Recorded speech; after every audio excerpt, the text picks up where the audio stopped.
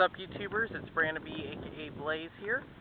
So it's time for another movie review. So last night I went to the movies with one of my friends named Pedro, and we saw, but he does not have a YouTube channel.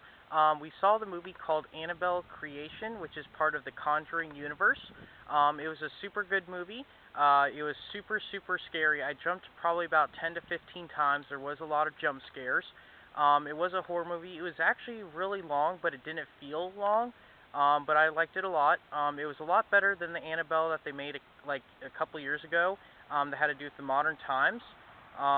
Pretty much this was a story about the guy that created the Annabelle doll, and then his daughter died, and then she came back alive as like a demon, and the doll got possessed.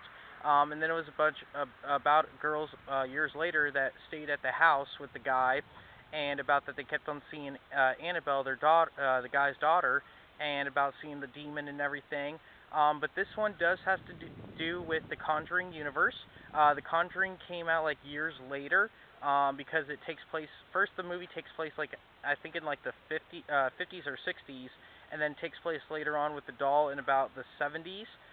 So the Conjuring universe takes place about in the late 70s, early 80s. There was a lot of hints and scenes to do with the other Conjuring movies.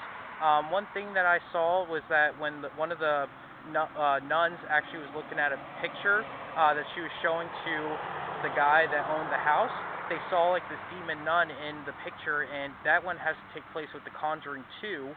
Another good history fact that I don't think you guys know is that this is actually based on a true story. There was a husband and wife that did go and investigate like murders and paranormal activities.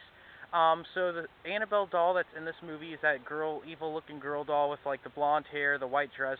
Well, that is actually a fake doll that they just made to make the movie look really scary and good.